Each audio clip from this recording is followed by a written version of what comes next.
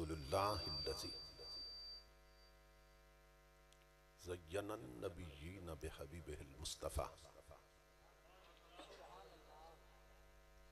व मन्ना अलल मुअ्मिनीन बिनबिय्यिहिल मुज्तबा।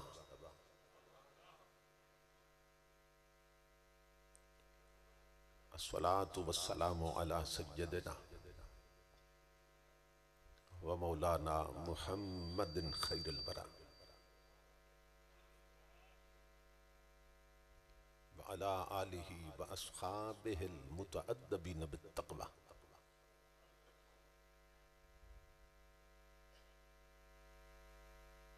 अम्मा बअद फ़अऊज़ु बिल्लाहि अस्समीइल अलीम मिनश शैतानिर लईनिर रजीम। बिस्मिल्लाहिर रहमानिर रहीम।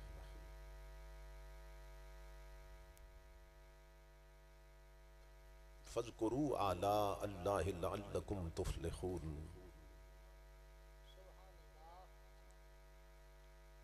सदक़ल्लाहु मौलानल अज़ीम। इन्नल्लाहा व मलाइकतहु युसल्लूना अलन नबिय्य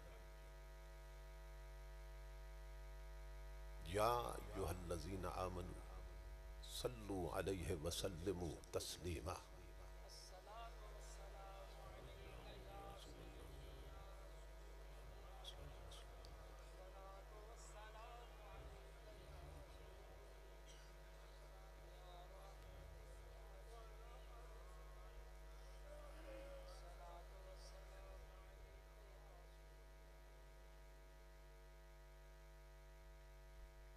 लाइके सद एहतराम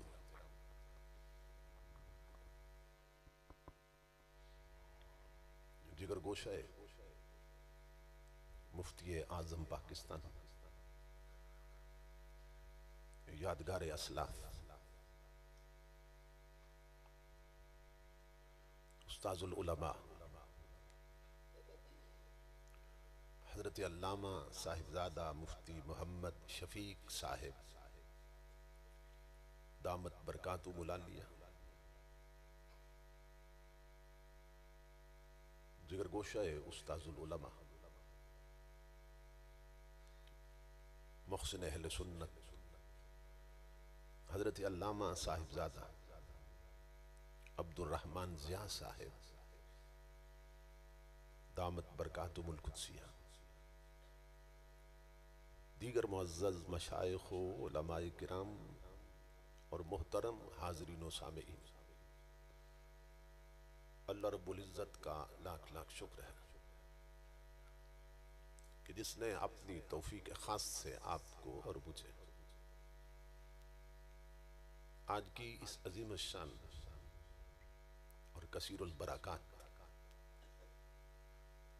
से जिहती कॉन्फ्रेंस में हाज़री का शरफ अता किया और अपना और अपने महबूब मुकर्रम सल्लल्लाहु ताला अलैहि वसल्लम का जिक्र पाक और पैगाम अजीम सुनने और सुनाने की तौफीक अता फरमाई। ये बात मेरे लिए इंतहाई एजाज का बायस है कि मैं जिगर गोशा उस्ताजुल उलमा बिरादर अजीज मुखलिसी फिल्ला हज़रत अल्लामा साहिबजादा मुफ्ती सुहेल अहमद साहिब ज़ीद मजदूह के हुक्म की तामील में इस अजीम इल्मी फिक्री और रूहानी मरकज पे हाजिर होकर एक बार फिर आप हजरात से खिताब की सआदत हासिल कर रहा हूं।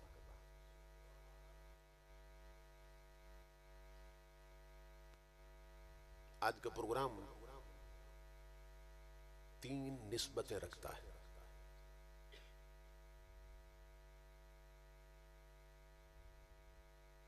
इसका ताल्लुक हजरत किबला मुफ्ती मोहम्मद शफीक साहिब हफिज़हुल्लाह ताला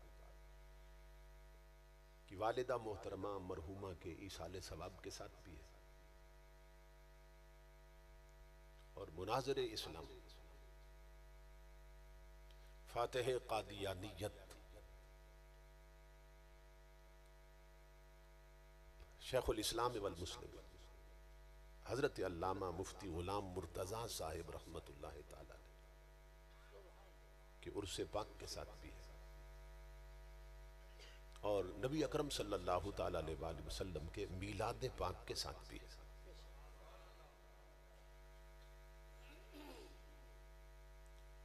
कौमें वही जिंदा रहती हैं जो अपने बड़ों को याद रखती हैं।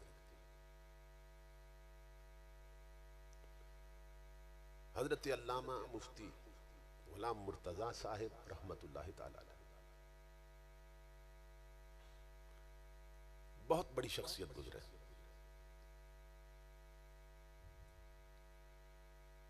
कादियानियों के साथ आपका जो मुनाजरा हुआ उस किताब के कुछ इक्तिबासात मैंने देखे थे।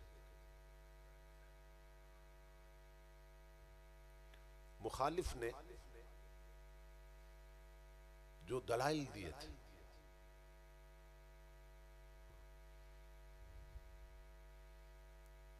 आम उलमा उसका जवाब नहीं दे सकते थे। ये मुफ्ती साहिब ही की शख्सियत का मनसब था और मकाम था कि आपने सिर्फ जवाब नहीं दिए और ऐसे जवाब दिए कि उसको लगाम चढ़ा के रख दिए।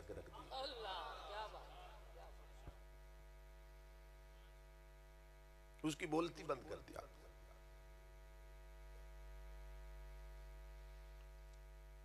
और हुजूर सैयदना पीर मेर अली शाह साहिब जैसी शख्सियत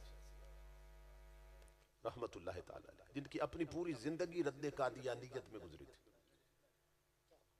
आप भी उनके इस मुनाजरे में दलाइल की पुख्तगी पर और हुजूर की मोहब्बत की वारफ्तगी पर उन्हें दादे तासीन देते हुए नजर आते हैं। तो ये मेरी खुशबख्ती है कि मैं इतनी अजीम शख्सियत के उर्स की तकरीब में हाजिर होकर उनकी तवज्जुहात भी हासिल कर रहा हूं। इस पूरे घराने की तारीखी नौइयत की खिदमत मैंने जब शऊर की आंख खोली थी उस वक्त हमारे घर में मियानी शरीफ के हवाले से अक्सर उस्ताजुल उलमा मुफ्ती आजम पाकिस्तान हजरत अल्लामा मुफ्ती मोहम्मद रफीक साहिब रहमतुल्लाह ताला आपका जिक्र खान, आपका जिक्र पाक होता रहता था। मेरे वालिद गिरफ्तार ताला हजरत अल्लामा मोहम्मद ताज रसूल साहिब चिश्ती निजामी तौसवी आप अक्सर यहाँ खिताब के लिए तशरीफ लाया करते थे। तो हमारे घर में अक्सर किबला मुफ्ती साहब का, आपके खानदान का, उनकी खिदमत का जिक्र होता रहता था। तो ये हमारी खुशबख्ती है। जब वालिद गिरामी का विसाल हुआ तो हजरत किबला मुफ्ती साहिब रहमतुल्लाह अलैह तशरीफ ले गए और आपने मुझे फरमाया कि वो हमारे घर के फर्द थे जो फौत हुए।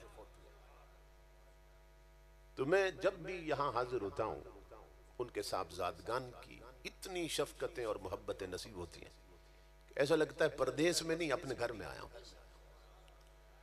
अल्लाह रब्बुल इज्जत इनका साया तादेर हमारे सरों पे कायम रखे, जो हमारे अकाबिरीन और मुहसिनीन की निशानियां हैं, और इस अजीम इल्मी मरकज के फैजान को ताक़ियाम क़यामत जारी व सारी रखे। और अम्मा जी मोहतरमा रहमतुल्लाह अलैहा, उनकी कब्र पे हमेशा करोड़ों रहमत नाज़िल फरमाए, कब्र को बुक्का नूर बनाए, मजीद दराजात में तरक्की और बुलंदियां नसीब फरमाए। मुजव्वज़ा उन्वान पर गुफ्तगू के लिए मिलादुन नबी की निस्बत से, इस मुनासबत से मैंने जो अल्फाज तिलावत करने का शर्फ हासिल किया है, इनमें अल्लाह रब्बुल इज्जत ने हमें हुक्म दिया है कि हम उसकी नेमतों को याद रखें, उसके जो इनामात हैं हम पे उनका जिक्र किया करें, उन्हें याद रखा करें, उनकी बात किया करें। और उलमा भी जो उलमाए रब्बानीयीन है, ये भी हुजूर की उम्मत में अल्लाह का बहुत बड़ा इनाम होते हैं कि नबी अकरम सल्लल्लाहु ताला अलैहि वसल्लम ने फरमाया, लौलल उलमा, अगर मेरी उम्मत के उलमा न होते तो लोग जानवर बन गए होते और ढोर डंगरों जैसी जिंदगियां गुजार रहे होते अगर उलमा न होते। तो उलमाए हक भी बहुत बड़ा अल्लाह का इनाम है। तो अल्लाह रब्बुल इज्जत ने फरमाया कि उसकी नेमतों का जो भी उसके इनामात हैं उनका जिक्र किया करो, याद रखा करो उसकी नेमतों को, उसकी नेमतों की बातें किया करो। कुरान हकीम में 20 मकामात पे अल्लाह रब्बुल इज्जत ने मुख्तलिफ अंदाज के साथ हमें हुक्म दिया कि हम उसकी नेमतों का जिक्र करें, नेमतों को याद रखें, नेमतों का चर्चा करें। एक और मकाम पे फरमाया, व अम्मा बिनिअमति रब्बिका फहद्दिस, अपने रब की नेमत का चर्चा करो। एक और मुकाम पे फरमाया, उज़कुरू निअमती अल्लती अनअमतु अलैकुम, मेरी उस नेमत को याद करो जो मैंने तुम पे की है। कहीं जिक्र नेमत का हुक्म दिया और कहीं तहदीस नेमत का हुक्म दिया। कहीं फरमाया नेमत को याद करो, कहीं फरमाया नेमत का चर्चा करो। नेमतों को याद रखना, नेमतों का चर्चा करना, नेमतों की बातें करना, ये अल्लाह रब्बुल इज्जत को इतना पसंद है। नबी अकरम सल्लल्लाहु ताला अलैहि वसल्लम फरमाते हैं कि इन्नल्लाह युहिब्बु अन यरा असरा निअमतिही अला अब्दिही, कि अल्लाह रब्बुल इज्जत इस बात को पसंद करता है कि अपने बंदे पर अपनी नेमतों का असर देखे। ये तवज्जो तलब बात, अल्लाह पाक इस बात को पसंद करता है कि अपने बंदे पर अपनी नेमतों का असर देखे। यानी उसके कपड़ों से भी पता चले इस पर अल्लाह का इनाम है, उसके लिबास से मालूम हो, उसके रहन सहन से पता चले इस पर अल्लाह का इनाम है। नबी अकरम सल्लल्लाहु ताला अलैहि वसल्लम ने एक शख्स को देखा कि जिसके घने बाल थे मगर उलझे हुए थे, मैले थे और कंघी भी नहीं कर रखी थी। नबी अकरम सल्लल्लाहु ताला अलैहि वसल्लम ने फरमाया अल्लाह ने जब तुम्हें बालों की नेमत दी है तो धो कर तेल लगा के कंघी करके संवारते क्यों नहीं हो?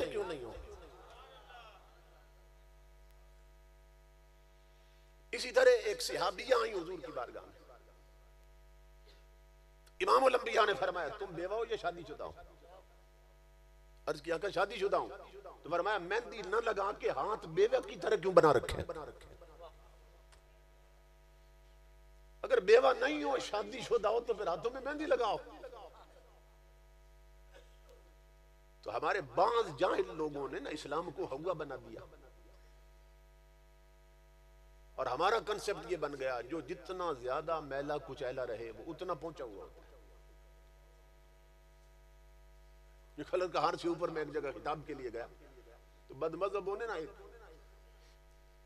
मज़ार बना रखा है, उस पर उर्स होता है। उसकी करामत सबसे मशहूर क्या है? कहते इसने 12 साल तक इस्तंजा नहीं किया था।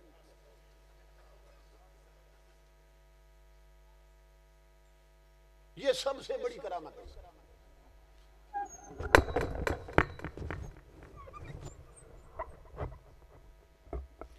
ये सबसे बड़ी करामत है या सबसे बड़ी गिलाजत? इमामुल अंबिया फरमाते अत्तहूर शत्रुल ईमान, आधा ईमान तो पाकीज़गी में। अपने दीन को भी समझे ना। आज मुसलमान सबसे ज्यादा गंदे नजर आ रहे हैं। हमारी गलियां गंदी हैं, नालियां गंदी हैं, सड़कें गंदी हैं, पूरा मुल्क ही गंदा हो गया। पूरा मुल्क गंदा है। क्यों? इसलिए असम्बलियां गंदी हैं, इसलिए कि तख्त गंदा है।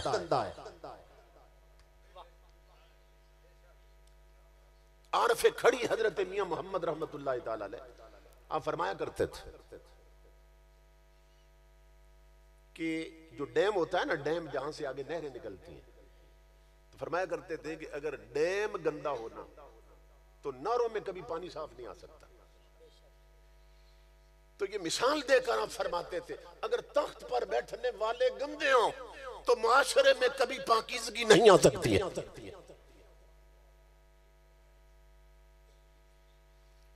इमामुल अंबिया के गुलाम, इस्लाम हमें सफाई का दर्द देता है। गलियां साफ रखो, घर साफ रखो, जिस्म साफ रखो, कपड़े साफ रखो।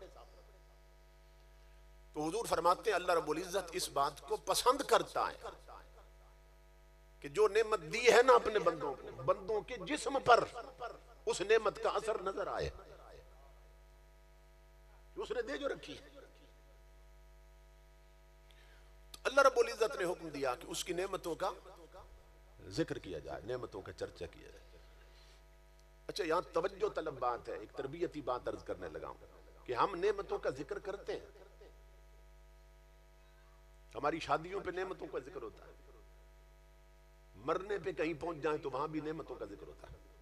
क्यों? ये जमीनें ये भी नेमत, ये प्लाट ये भी नेमत, कारोबार भी नेमत, बंगले और कोठियां भी नेमत, कारें गाड़ियां नेमत, अच्छे अच्छे कपड़े नेमत, जो चीजें पहनने की हैं, जो चीजें खाने की हैं, जो पीने की हैं, जो रहने की हैं, जो इस्तेमाल की हैं, ये सब नेमत। तो हमारी शादियों पे और मरने पे यही तो जिक्र होता है। कोई बताता है मेरे प्लांट इतने, कोई बताता है मेरी औलाद इतनी है और ये पड़े हुए हैं, ये ओहदे उनके पास, कोई कहता है मेरी जमीनें इतनी है, कोई कहता है मेरा कारोबार इतना फैल चुका, कोई कहता है मेरे बेटे क्लासवा नफीसत बन गए। तो शादियों पे ये सारी चीजें नेमत है कि नहीं है? औलाद नेमत है, उन्हें ओहदा मिल जाए नेमत है, जमीनें नेमत है, पैसा नेमत है, कपड़े नेमत है, गाड़ियां बंगले कोठियां नेमत। तो शादियों पे ये जिक्र होता है कि नहीं होता? बल्कि ये जिक्र तो इतना होता है, और इसलिए होता है शादियों पर या मरने पे बिरादरी इकट्ठी होती है कि हम पैसे में भी सबसे ऊंचे नजर आए। और शादियों पर भी ऐसा होता है, आप देखते हैं। और ये खामद खुद बीवियों से मुतालबा करते हैं कि बिरादरी सारी ने इकट्ठा होना है शादी में, जितना जेवर है सब पहन के जाना है तूने। क्यों? बिरादरी को दिखाना है, ऐसे कपड़े ऐसा जेवर पहन के जा सब नीचे नजर आए, हम सबसे ऊंचे नजर आए। यही सबब है शादियों पर औरतों ने एक एक उंगली में, अमीर औरतों ने दो दो अंगूठियां चढ़ा रखी होती। अब गर्दन तो अल्लाह ने एक बनाई है ना, चार गर्दनें होती तो चार अलग हार और लॉकेट होते। अब एक ही गर्दन में लॉकेट भी है, सोने की चेन भी है, उसी में 7 लड़ा हार भी डाला है। क्यों? बिरादरी को दिखाना है। पहले एक ही सूट में तीनों दिन भुगत जाते थे, मेहंदी का दिन भी उसी सूट में, बारात भी उसी में, अगले दिन वलीमा भी उसी सूट में। अब यह है कि मेहंदी के लिए अलग जोड़ा है, बारात में जाना अलग जोड़ा, और फिर वलीमे पे अलग जोड़ा। और इस दौरान भी अगर टाइम मिल जाए ना तो अमीर औरतें और मर्द फिर जोड़े बदल लेते हैं।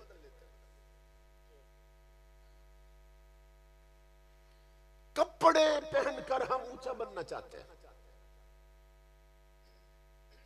और इमामुल अंबिया फरमा रहे हैं, हुज़ूर सल्लल्लाहु अलैहि वसल्लम फरमा रहे हैं, फरमाया मन लबस सौब शोहरतिन अलबसहुल्लाहु सौब ज़ुल्ल यौमल क़ियामह, कि जिस बदबख्त ने बिरादरी में शोहरत के लिए लिबास पहना, ऊंचा लगने के लिए जेवर पहने कि मैं अमीर लगूं, सब गरीब नजर आए।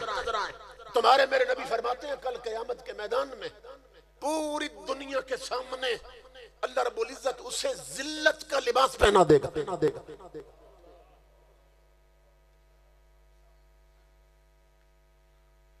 तू कपड़ों से ऊंचा बनता है, लोग कपड़ों से ऊंचे नहीं बनते, नादान मुस्तफा की गुलामी से ऊंचे बनते हैं।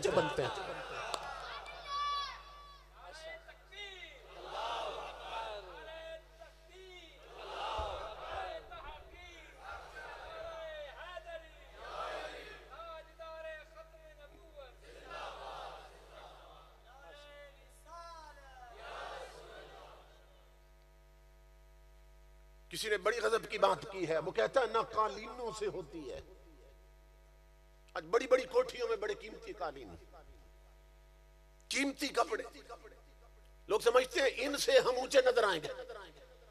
वो कहता है नादान है, न कालीनों में होती है न दस्तारों में होती है, और बशर की आबरू कुछ और मेयारों में होती है।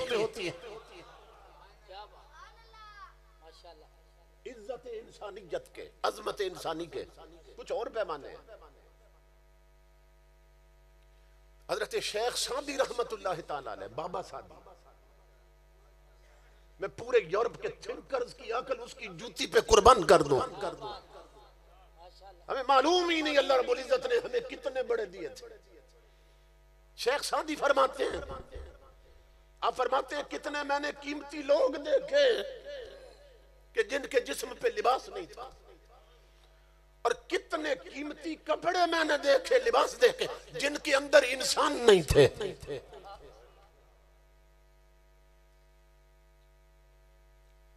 कपड़े बड़े कीमती थे मगर लिबास के अंदर भेड़िए थे, इंसान नहीं था। दरिंदे थे, कपड़ों में इंसान नहीं था।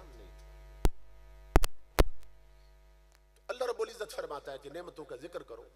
तो सवाल यह है कि हम नेमतों का जिक्र तो रात दिन करते रहते हैं। प्लाटों की बात है, कोठियों की बात है, कपड़ों की बात है, जेवर की बात है, ओहदों की बात, ये बातें ही तो हम करते हैं और बात नहीं करते। तो फिर कि इस हुक्म पे अमल हो रहा है कि अल्लाह फरमाता है मेरी नेमतों का जिक्र करो, और हम कर रहे हैं, हर कोई कर रहा है, अमल हो रहा है? नहीं हो रहा। क्यों? सिर्फ इसलिए नहीं हो रहा, छोटा सा फर्क है, छोटा सा फर्क है। इमामुल अंबिया के गुलामों, फर्क नियत का है, इंटेंशन का फर्क। क्या मतलब? हम इन नेमतों का जिक्र करते हैं तकब्बुर के साथ, वो हुक्म देता है नेमतों का जिक्र करो मेरे शुक्र के साथ।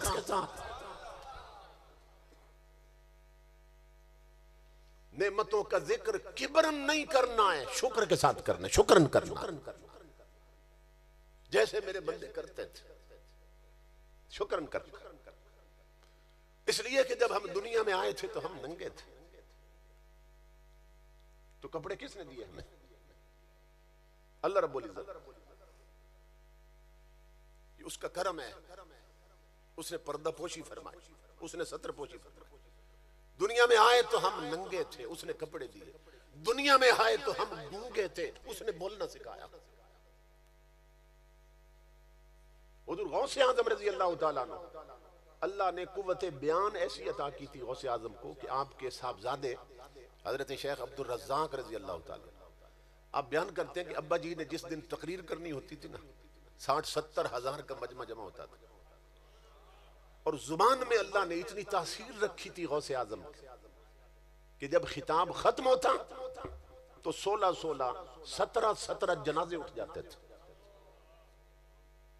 लोगों के जिगर फट जाते, दिल फट जाते अल्लाह के खौफ से। जुबान में अल्लाह ने इतनी तासीर रखी थी, खिताब के दौरान रूह परवाज कर जाती लोगों की। इतना बड़ा इनाम था कुव्वत बयान के तौर पर। मगर जानते हैं इस नेमत का जिक्र गौसे आजम कैसे करते थे अल्लाह की बात? हाथ उठाते अर्ज करते, मेरे रब जब मैं पैदा हुआ तो मैं गूंगा था। गौसे आजम जैसा इंसान, मेरे मौला जब मैं पैदा हुआ था मैं गूंगा था, तूने मुझे बोलना सिखाया।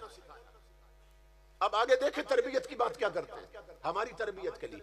मौला जब मैं पैदा हुआ तो मैं गूंगा था, तूने मुझे बोलना सिखाया। अब जब तक ये जुबान तेरे हक में बोले तो मुझे बोलता रखना, जिस दिन तेरे हक में बोलना छोड़ दे मुझे फिर गूंगा कर देना।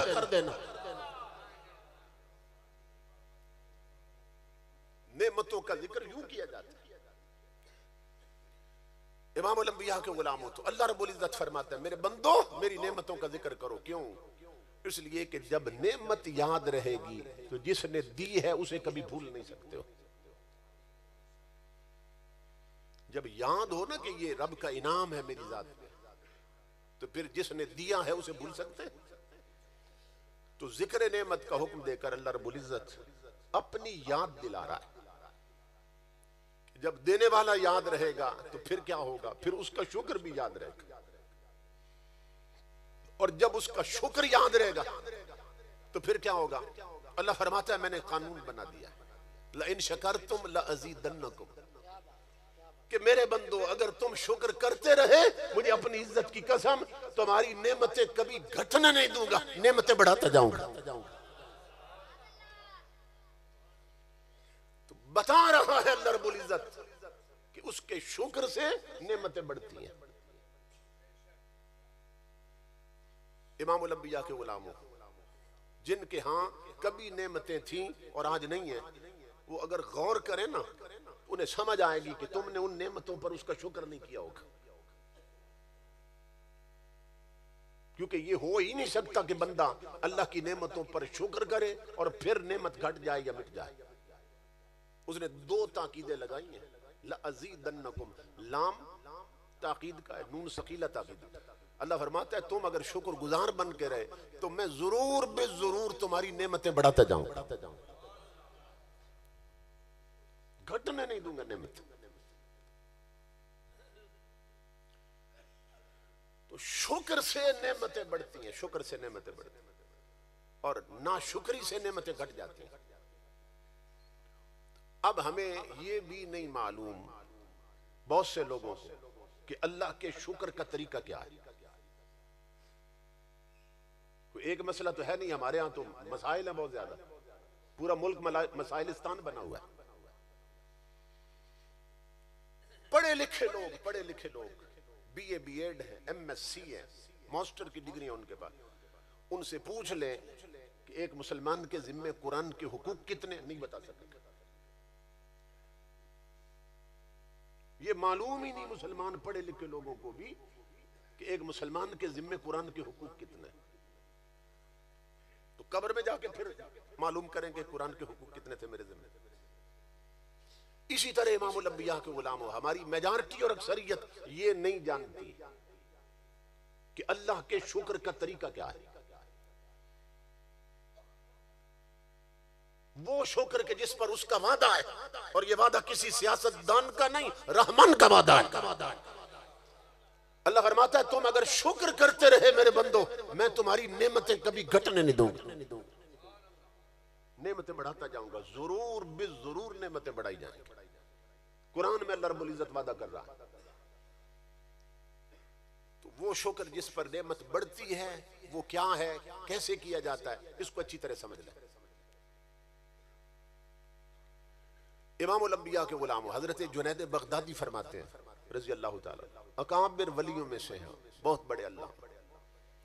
आप फरमाते हैं कि वो शुक्र जिस पर नेमतें बढ़ती हैं घटती नहीं है, वो शुक्र ये है कि अल्लाह ने जो नेमतें दी है ना तुम्हें, उसकी दी हुई नेमतों से उसकी नाफरमानी न करो।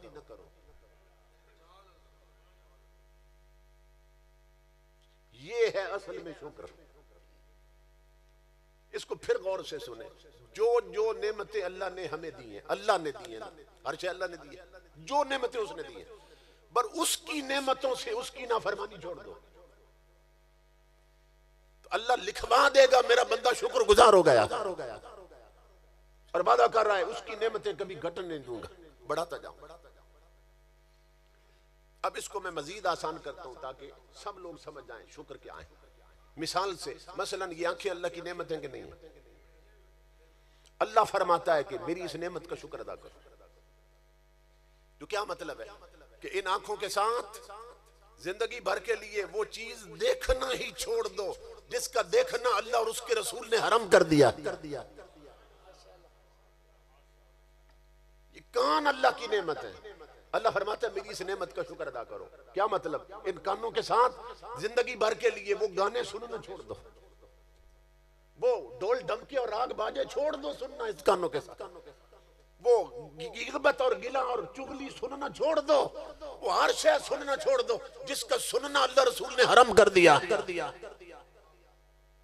तो इसका मतलब ये होगा तुमने कानों की नेमत का शुक्र अदा कर दिया।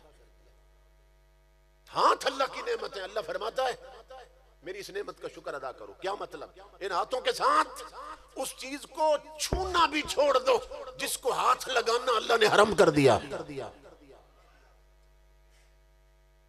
पांव अल्लाह की नेमत है। पांव फरमाया इन पांव के साथ उन बेगैरती के अड्डों पे जाना छोड़ दो जिधर चल के जाना अल्लाह रसूल ने मना कर दिया। दिल और दिमाग अल्लाह की नेमत। फरमाया इस दिल और दिमाग के साथ वो नियत, वो इरादे, वो तसव्वुरात भी छोड़ दो जिन बातों का सोचना भी अल्लाह रसूल ने हराम कर दिया। अब मुझे बताइए कि हम में से कितने लोग हैं जो इस तरह अल्लाह का शुक्र कर रहे हैं। इसीलिए कुरान में अल्लाह रब्बुल इज्जत ने फरमाया वक़लीलुम मिन इबादिय शुकुर। कलील, अल्लाह फरमाता है शुक्रगुजार बंदे थोड़े हैं मेरे। इसलिए कि आज बूढ़े बूढ़े लोग हैं, बूढ़े बूढ़े लोग अड्डों और होटलों पे बैठ के इंडिया की फिल्में देखते हैं। जवानों की अक्सरियत लड़के हैं या लड़कियां आंखों की बदकारी में मुब्तला हो चुकी, टच मोबाइलों पे फिल्में देखते हैं। मुल्क बना है कलमे के नाम पर, इसमें 150 टीवी चैनल खुला है, सिवाय मदनी चैनल के हर चैनल बेहयाई फैला रहा है। गाने हैं, फिल्में, डांस है, रक्स है। इसी तरह कोई शादी ऐसी नहीं इमामुल अंबिया के गुलामों कि शादी जिस घर में हो रही है ना, बेटे की शादी होनी है 10, 15, 20 दिन बाद, और 20 दिन पहले उस घर में डेक लगते हैं और तवाफों के गाने चलाए जाते हैं। जिन चीजों का देखना हराम हमारी अक्सरियतों ने देख रही है, जिन गानों का सुनना हराम हमारी अक्सरियतों ने सुन रही है। और इमाम अल अंबिया फरमाते हैं, हुजूर की हदीस पाक फरमाया अल गिनाउ युम्बितुन निफाक फिल क़ल्ब कमा युम्बितुल माउ ज़रा। अब हमारा तो ये कल्चर बन चुका है ना गाने सुनना। तुम्हारे मेरे नबी फरमा रहे हैं कि गाने सुनने वाली कौम के दिलों में इस तरह मुनाफिकत पैदा हो जाती है जिस तरह पानी से सब्जा उगता है।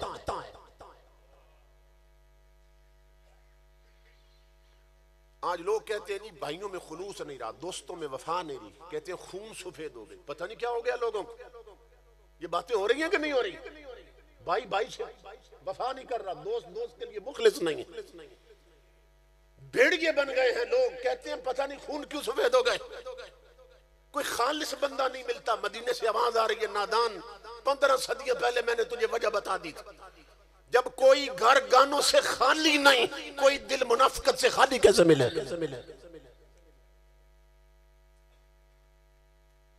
एक और हदीस में इमामुल अंबिया ने फरमाया यकूनु फी हाज़िहिल उम्मति अर्बअ फितन। मेरे आका ने फरमाया मेरी उम्मत में मुख्तलिफ जमानों में 4 बड़े फितने पैदा होंगे जो मेरी उम्मत को बर्बाद करके रख दे। और आखिरी फितना जो इस वक्त हमें बर्बाद कर रहा है, इमामुल अंबिया ने फरमाया व आखिरु हल गिना। मेरी उम्मत की बर्बादी का आखिरी फितना, मेरी उम्मत याद रखना, गाना बजाना होगा। गाने, फिल्में, ड्रामे, म्यूजिक, मौसीकी, राग बाजे, ढोल दमके। मेरे आका ने फरमाया मेरी उम्मत को बर्बाद करके रख देगा। आज कोई रक्षा ऐसा नहीं जिसपे गाने न चलते हो, कोई सुजुकी ऐसी नहीं जिसमें गाने न चलते, कोई ट्रक ऐसा नहीं जिसमें गाने न चलते, कोई होटल ऐसा नहीं जिसमें गाने न चलते, कोई शादी ऐसी नहीं जिसमें गाने न चलते। जवानों के पास कोई टच मोबाइल ऐसा नहीं जिसमें गाने न भरे हो। और इमामुल अंबिया बता कर गए मेरी उम्मत को गाने बर्बाद कर देंगे, मेरी उम्मत की तबाही का सबब बन जाएंगे। तो चाहिए तो यह था कि हम इमामुल अंबिया की अहदीस की तरफ तवज्जो देते, अपने नबी के फरमान को याद रखते, और जिस चीज के बारे में हुजूर बता गए ये मेरी उम्मत को तबाह कर देगी, हम उस रास्ते की तरफ भी न जाते। लेकिन अफसोस की बात है इमामुल अंबिया के गुलामों कि हमारी मेजॉरिटी और अक्सरियत ने उसी चीज को जफ्फा मार रखा है जिससे नबी मना करके गए थे सल्लल्लाहु ताला अलैहि वसल्लम। ये जो मीलाद शरीफ है ना, इसके 2 एस्पेक्ट्स हैं, 2 पहलू हैं। ये दूसरा पहलू बहुत कम बयान हो रहा है, इसी वजह से तो ये हालत हो चुकी। मीलाद का एक पहलू ये है कि हुजूर इस दुनिया में कैसे तशरीफ लाए थे, किस हुस्न के साथ, किस जमाल के साथ, किस पाकीज़गी के साथ, किस तहारत के साथ, किस नूर और किन सुरूर के साथ तशरीफ लाए थे। दूसरा पहलू ये है इमामुल अंबिया इस दुनिया में क्यों तशरीफ लाए थे, आने का मकसद क्या था हुजूर का। इमामुल अंबिया ने अपनी आमद का मकसद खुद बताया हमें, फरमा इन्नमा बुइस्तु मुअल्लिमन, मेरे रब ने मुझे बना के ही मुअल्लिम भेजा है कि तुम शरीयत सीखो, मैं तुम्हें सिखाऊं। तो कितने लोग हैं कि जिन्होंने शरीयत सीखी है, या चलो खुद न सीख सके औलाद को शरीयत सिखाने का एहतमाम किया? कितने लोग? जो हुजूर की आमद का मकसद था, उस मकसद को कितनों ने पूरा किया? बताइए। ये जो हम झंडियां लगाते हैं, ये जो चरागा करते हैं, ये जो रास्ते सजाते हैं, इमामुल अंबिया के गुलाम हो, ये हुजूर का जश्न है। एक है पैगंबर का जश्न, एक है नबी का मिशन। झंडियां लगाना नबी का जश्न है, चरागा करना हुजूर का जश्न है, रास्ते सजाना हुजूर का जश्न है, आजान सुनकर 5 वक्त नमाज पढ़ने मस्जिद में आना नबी का मिशन है। बहू बेटियों को इस्लामी लिबास और पर्दा रखवाना ये नबी का मिशन है। सुबह उठकर घर के हर फर्द का तिलावत कुरान करना ये नबी का मिशन है। मुल्क में नबी का निजाम नाफिज करना ये नबी का मिशन है। हर बातिल निजाम का खात्मा करना ये नबी का मिशन है। तो हम चोरी खाने वाले मजनू बने हुए हैं, इस्लाम खून मांग रहा। देखो ना, तवज्जो तलब बात, 12 रबीउल अव्वल को गलियां साफ थी, सड़कें साफ थी, चौक साफ थी। हमने एक दिन पहले ये सफाई करवा दी थी, मगर तवज्जो तलब बात है कि यहां से गुजरना किसने था? जो गलियां और चौक साफ हो गए थे 11 रबीउल अव्वल को, 12 को जुलूस निकलने थे, तो जुलूस लेकर किसने गुजरना था? खुद हमने गुजरना था। तो अगर सुनो तो हुजूर की एक आवाज आ रही है, गोया हुजूर आवाज दे रहे हो, मेरे उम्मतियों, तुमने वो गलियां साफ कर ली जहां से तुमने गुजरना था, तुमने वो सड़कें तो साफ कर ली जहां से तुमने गुजरना था। और तेरी 40 साल उम्र हो गई, 50-60 साल का तू हो गया, तू अभी तक वो दिल साफ न कर सका जहां मैंने ठहरना था।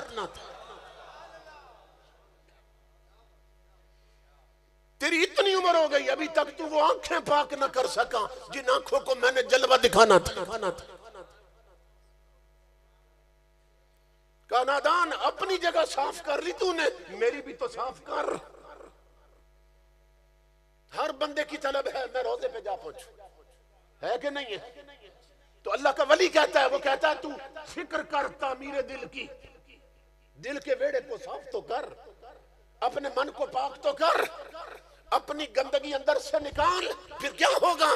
का तू चाहता है मदीने जाए? सुन, फिक्र कर तामीरे दिल की, वो यहीं आ जाएंगे। बन गया जिस दिन मकान, खुद ही मकी आ जाएंगे। नाराए तकबीर, नाराए रिसालत, नाराए तहकीक, नाराए हैदरी, जश्न मिलादे मुस्तफा। अपने दिल को यार के रहने के काबिल तो बना, अपने दिल को साफ तो कर, फिक्र कर तामीर दिल की, वो यहीं आ जाएंगे। बन गया जिस दिन मकान, खुद ही मकी आ जाएंगे। अगर दिल साफ ना हुआ तो अल्लाह की इज्जत की कसम 70 बार भी जालियों पे चला जाए कुछ नहीं होगा। अगर घर गानों से साफ ना हुआ, अगर बहू बेटियां मेकअप करके बाजार में बेपर्दा फिरती रही, अगर शादियों पर तेरे घर में गाने चलते रहे, ढोल बजते रहे, तू 70 बार भी जालियों पे जा कुछ नहीं होगा। अगर तेरे घर में नबी की शरीयत लुट रही है तू जाएगा जालियों पर, तेरी कैफियत सिर्फ इतनी होगी कि बड़े बदनसीब थे हम जो करार तक न पहुंचे। क्यों? कि दरे यार तक तो पहुंचे, दिले यार तक न पहुंचे।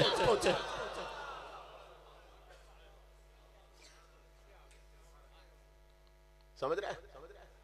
हमारे हराम खोर लीडर हुक्मरान फखर से बताते थे हम रोजे पे गए हैं, हमारे लिए अंदर का दरवाजा खुला है, हम अंदर पहुंचे हैं। मैंने कहा तुम उससे भी आगे चले जाओ।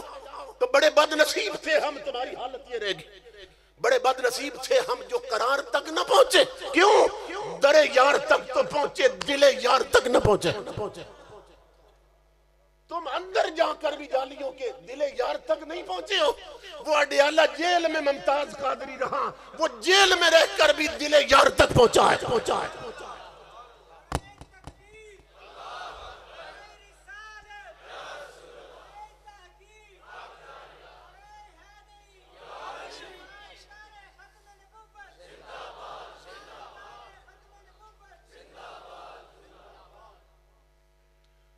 ताजदार अंबिया के साथ वफा करते हैं इमामुल अंबिया के गुलामों, वो खुद तशरीफ ले आते हैं, तड़पाया नहीं करते। तुम हुजूर से वफा तो करके देखो। ताजदार अंबिया के गुलामों, ये जो हमारी बर सगीर पाक व हिंद की तारीख है, ये बड़ी अजीब तारीख है कि बेशुमार लोगों ने ना इस पे हुकूमत की है। कभी खानदान मुगलिया की हुकूमत रही, कभी खानदान गुलामा की हुकूमत रही, कभी गौरी खानदान की हुकूमत रही, कभी तुगलक खानदान की हुकूमत रही, कभी मरहटों की हुकूमत रही, कभी सिखों की हुकूमत रही। ये जो हमारा सब कॉन्टिनेंट बर सगीर पाक व हिंद, इसकी अजीब व गरीब तारीख है। मुख्तलिफ लोग आते रहे खानदानों के, इस पर हुकूमत करते रहे। तो इन खानदानों में एक तुगलक खानदान भी था, खानदान गुलामा भी था, खानदान तुगलक भी था। इस तुगलक खानदान का एक खुश नसीब हुक्मरान गुजरा जिसका नाम था फिरोज शाह तुगलक। ये हुज़ूर सल्लल्लाहु अलैहि वसल्लम के आशिकों में था। इमामुल अंबिया के गुलामों, हुजूर का दीवाना था और खुश नसीब हुक्मरान था कि इसके पास एक पत्थर था, पत्थर की स्लेट थी, पत्थर की सिल थी इसके पास, कि उस सिल पर ना इमामुल अंबिया का नक्शे पांव बना हुआ था। कहीं हुजूर ने पांव मुबारक रखा और पत्थर मोम हो गया, तो वो ना नक्श बना हुआ था पत्थर पे। तो फिरोज शाह तुगलक जो था, अब बादशाह है, सुबह जब बैठना होता ना तख्त पे, दरबार लगाना होता, तो सुबह उठता, तहज्जुद पढ़ता, फिर कुरान की तिलावत करता, फिर फजर की नमाज पढ़ता, फिर हुजूर पे दुरूद पढ़ता, तमाम तैयारियां करके खुशबू लगाता, फिर वो पत्थर मंगवाता जिस पर हुजूर का नक्शे पा मुबारक, फिर उसमें पानी डालता और वो पानी पीता। जो नमी बच जाती ना, उसको हाथों से लेकर चेहरे पे मल लेता और उसे सर पे उल्टा रखता और फिर घर वालों को कहता अब मैं तख्त पर बैठने के काबिल हो गया। कैसे कैसे हुक्मरान गुजरे, हर रोज ये सिलसिला जारी था, जिंदगी इसी बरकत में बीत रही थी। इसका एक चचाजाद भाई था या खाला का बेटा था, उसको कहते थे फतेह खान। फतेह खान असल लफ्ज़, लेकिन फतेह खान मशहूर। फतेह खान बचपन के दोस्त थे ये दोनों। तो फतेह खान जो है ना, वो कई बार इसको कह चुका था फिरोज शाह तुगलक को कि यार अल्लाह ने तुझे तख्त भी दिया है, ताज भी दिया है, हुकूमत भी दी है, और मैं बचपन का दोस्त हूं, तो तू मेहरबानी करना ये हुजूर का नक्शे पा मुझे दे दे, ये मुझे दे दे। अब सुनना गौर से, जब भी मांगता ना फतेह खान उससे, तो वो अगर टेक लगी है तो छोड़ देता और रोकर इसको कहता फतेह खान अल्लाह की इज्जत की कसम, तख्त तू ले ले, ताज तू ले ले, हुकूमत तू ले ले, मगर मैं यार का नक्शे पा नहीं दे सकता। बेशक बचपन की दोस्ती है, मगर ये ना मांग मुझसे, मैं ये नहीं दे सकती। फतेह खान इस तलाश में था कि कोई मौका ऐसा बने और मैं इससे मांगूं और ये इनकार न करे और ये नेमत मुझे मिल जाए। इमामुल अंबिया के गुलामों, एक दिन ना उसने देखा कि गपशप हो रही थी और बात बात पे फिरोज शाह हंस रहा था। तो फतेह खान ने सोचा दिल में, भाई ये बड़ा अच्छा मौका है, क्योंकि बड़े अच्छे मूड में नजर आ रहा है, इसकी तबीयत बड़ी खुशगवार है, तो आज अगर मांगा ना उम्मीद है कि इनकार नहीं करेगा। उसने फिर वही बात झेल दी। उसने कहा फिरोज शाह यार मैं कई बार तो इसे मांग चुका हूं, बचपन की दोस्ती है, इतना करीबी रिश्ता ताल्लुक भी है, भाइयों जैसी जिंदगी गुजर रही है, तो तू मेहरबानी करना यार, दोस्त दोस्तों के लिए जान दे देते हैं, तो तू वो नक्शे पा मुझे दे दे, तेरा एक तोहफा याद रहेगा। फिरोज शाह लेटा हुआ था, उठ बैठ, उसे कहने लगा अपना हाथ मुझे दे। हाथ में हाथ पकड़ लिया, कहने लगा चल आज फैसला कर देते हैं, तू कई बार मांग चुका है, आज एक फैसला करते हैं। उसने कहा वो क्या? कहा वादा करते हैं दूसरे के साथ कि हम दोनों में से जो पहले मर जाएगा ना ये नक्शे पाए मुस्तफा कब्र में उसके सीने पे रख के दफन कर दो।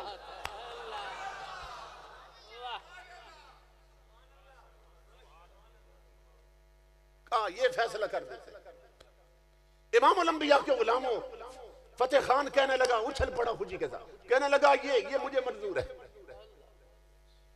तूने बहुत अच्छा फैसला किया, ये मुझे मंजूर है, मगर फिरोज शाह सुन, अल्लाह की इज्जत की कसम अब पहले मैं ही मरूंगा।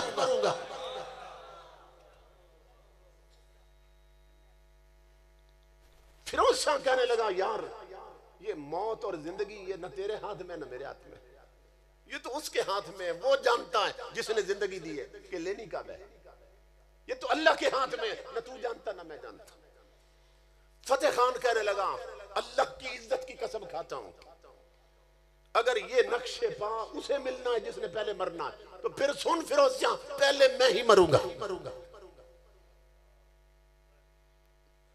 फिरोज शाह कहने लगा, देख लेंगे, ये तो अल्लाह के फैसले।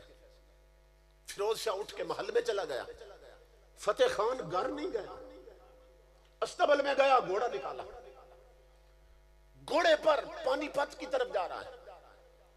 उस दौर में हजरत कबीरुल औलिया रहते थे पानीपत में, कि जिनके मुंह की दुआ कभी रद्द नहीं होती थी। फतेह खान जा रहा है कि मैं उस वली से मौत की दुआ करवाता हूं, लो दुनिया का कोई हसीन ऐसा इमाम अल-अंबिया के गुलामों के जिसके नक्शे पां पर जिंदगी कुर्बान हो रही हो, कुर्बान जाए आका आपकी अजमतों पर। वली की चौखट पे जा रहा है मौत की दुआ करवाने के लिए कि मैं पहले मर जाऊं ताकि नक्शे पाए मुस्तफा मुझे मिल जाए। इमाम अल-अंबिया के गुलामों सर पट घोड़ा दौड़ाता हुआ वहां पहुंचा पानीपत। जब आस्ताने पे पहुंचा ना, तो जो आगे खुद्दाम थे, दुर्वेश बैठे थे, उन्होंने रोक दिया। उन्होंने कहा तू अंदर नहीं जा सकता। फतेह खान कहने लगा, क्यों अंदर क्यों नहीं जा सकता, हजरत नहीं है? उन्होंने कहा हजरत अंदर ही है, लेकिन तू जा नहीं सकता। कहा क्यों नहीं जा सकता? कहा 3 दिन से हजरत जो है ना वो हालत शुक्र में है, जलाली कैफियत में। ये जो 2 कैफियतें होती हैं औलिया किराम की, कभी एक कभी दूसरी, हालत साब होती है या हालत शुक्र होती है। जब हालत शुक्र में हो ना तो पर्दे हटे होते हैं, तजल्लियात पड़ रही होती है, यार के जलवे नजर आते हैं। तो दरवेशों ने रोक दिया, कहा वो हालत शुक्र में तू अंदर नहीं जा सकता। उसने कहा सबब क्या है अंदर न जाने का? कहा ऐसी हालत में जब हजरत पर जलवे उतर रहे होते हैं, तो जिस पर नजर पड़ जाती है ना उनकी, वो फिर जिंदा नहीं रहता, मर जाता है, क्योंकि वो जलवे आंखों के बर्दाश्त नहीं होते हैं।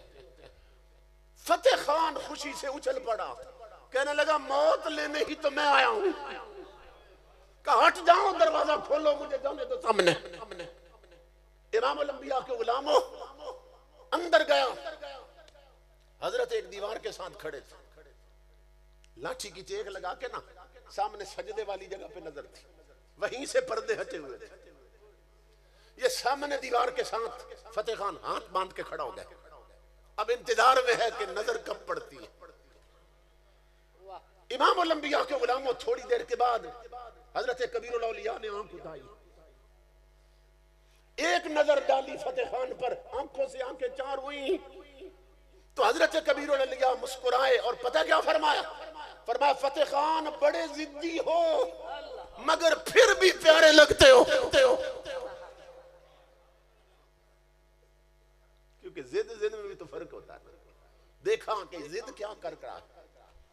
कब बड़े जिद्दी हो फतेह खान मगर फिर भी प्यारे लगते हो।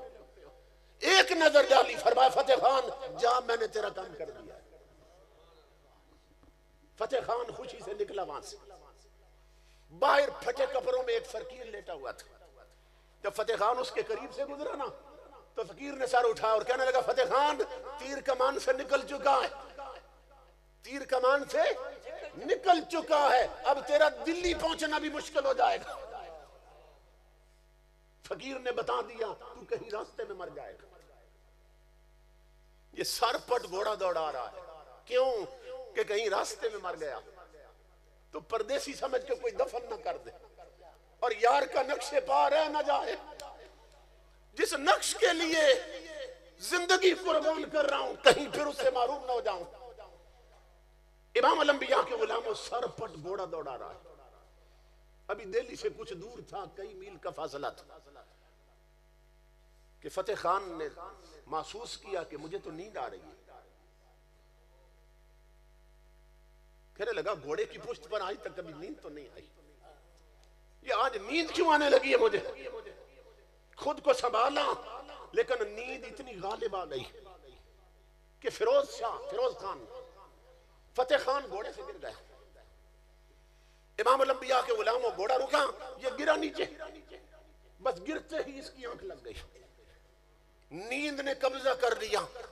फतेह खान देख रहा है अब ख्वाब में कि इमाम अल-अंबिया तशरीफ ले आए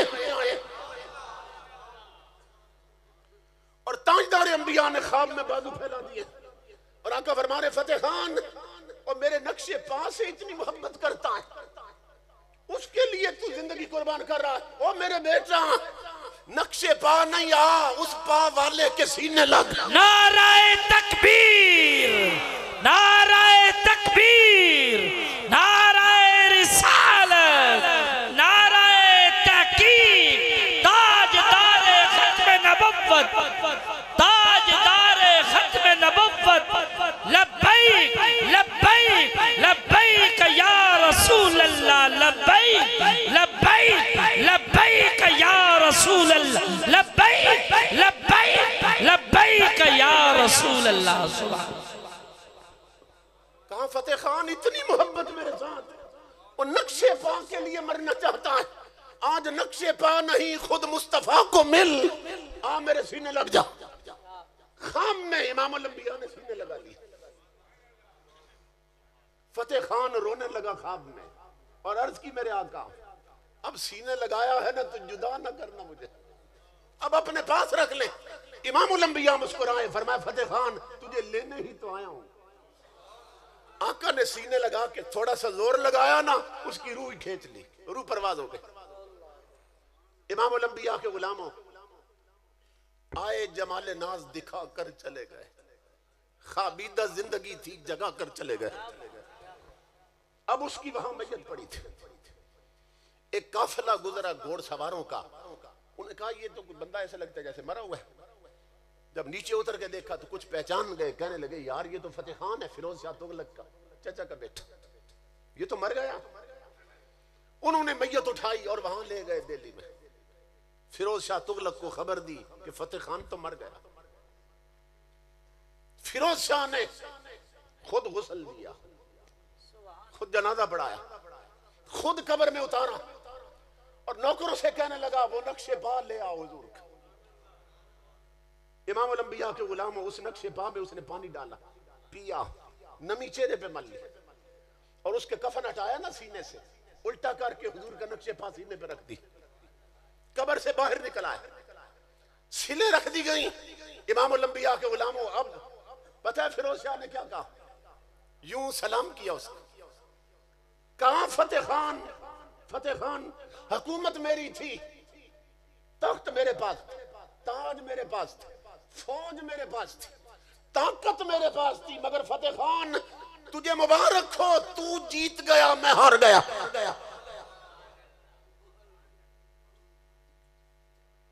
हुकूमत मेरे पास थी, तख्त मेरे पास था, ताकत मेरे पास थी, लेकिन मेरी ताकत मुझे वो काम ना आ सकी, तेरा इश्क तुझे काम आ गया। ये नक्शे पा हुजूर का, ये हमेशा के लिए तुझे मुबारक। तो मेरे आका के गुलामों जो हुजूर से वफा करते हैं, फिर ताजदार कायनात की अताओं का रुख होता है उनकी तरफ। इस दौर में फिर ताजदार कायनात के दीन को जिंदा करने की जरूरत। अपने घरों में जाओ ना तो आज घरों में हुजूर की शरीयत का झाड़ू दो, अपनी गाड़ियों में हुजूर की शरीयत का झाड़ू दो, अपने रक्षों से, सुजुकियों से, कारों से वो सीढ़ियां जो गानों वाली हैं, फिल्मों वाली हैं, ड्रामों वाली हैं, उठाकर उन्हें चूर कर दो ताकि मदीने के कनेक्शन कायम हो सके। कुरान कहता है कद अफलाह मन तज़क्का, फला वो पाएगा, हुजूर के कदमों तक वो पहुंचेगा और कयामत को जन्नत उसे मिलेगी कि जिसने अपने आप को पाक कर लिया। ये कुरान के फैसले हैं, इन्हें कोई बदल नहीं सकता।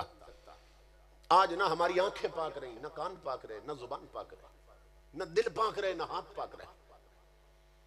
तो अल्लाह फरमाता है वो फला पाएंगे, उनके दोनों जहान संवरेंगे कि जिन्होंने अपने आप को पाक कर लिया। तो मकसद ये है ताजदार कायनात के मिलाद का कि हम हुजूर की शरीयत को अपनाएं और तन से मन तक हुजूर की शरीयत के रंग में रंगेगा। इमाम उल-अंबिया के गुलामों, तो ये जो मिलाद पाक है इसके दो पहलू, एक ये है हुजूर का जश्न मनाया जाए और हुजूर की शरीयत अपनाई जाए। अगर आप इस रास्ते पे चलते हैं तो अल्लाह की इज्जत की कसम आज पूरे मुल्क पे हुजूर सल्लल्लाहु अलैहि वसल्लम की रहमतों की बारिश हो जाएगी। ताजदार कायनात अपना इरशाद गिरामी है। हुजूर सल्लल्लाहु अलैहि वसल्लम की एक हदीस पाक, आका ने फरमाया मन फरेह बिना फरेहना बिही, मन शय्याना शय्याना बिही। इमाम उल-अंबिया ने फरमाया मेरा वो गुलाम जो मेरी आमद पे खुश होता है, मैं अपने उस गुलाम से खुश होता हूं। और इमाम उल-अंबिया ने फरमाया जो मेरा उम्मती जिस दौर में भी मुझसे निभाएगा, मैं अपनी उस उम्मती से निभाऊंगा। फरमाया जो हमसे वफा करेगा हम उससे वफा करेंगे। इसलिए इस अजीम इल्मी और रूहानी मरकज पे आने वालों, मेरा ये पैगाम है कि अपनी जिंदगियां बदल लो, अपने घर के माहौल को इस्लामी बनाओ, बहू बेटियों का पर्दा और लिबास इस्लामी बनाओ, शादियों के रस्मों रिवाज इस्लामी बनाओ, शादियों पर ढोल न बजाओ, गाने न चलाओ, वीडियो मत बनवाओ अपनी बहू बेटियों की। अगर खुदा तौफीक दे तो शादी करना जिस नबी की सुन्नत है, शादी पर उसी नबी की सुन्नत का वाज रखो, जिक्र मुस्तफा की मजलिस कायम करो। बच्चे जब कुछ सीखने के काबिल हों तो उनकी गुत्ती में सबसे पहले हुजूर का कुरान और दीन रखो, तब जाकर हमारी ये जिल्लत इज्जत में बदल सकती है, जमाल उरूज में बदल सकता है। तो मैं शुक्रगुजार हूं इन तमाम मीज़बानों का, हज़रत किबला मुफ्ती साहब का, उनके साहबजादा साहब का, पूरे ख़ानदान का शुक्रगुजार हूँ कि इस अजीम मौका पे उन्होंने मुझे याद किया और अपनी ज़ियारत का शरफ भी बख्शा और आप हजरात से कुछ कहने की सआदत भी नसीब हुई। अल्लाह रब्बुल इज़्ज़त हुजूर के तवस्सुल से हम सब की हाज़िरी को कबूल फरमाए और इन हजरात का साया तादेर हमारे सरों पे कायम रखे। वमा अलैना इल्लल बलाग।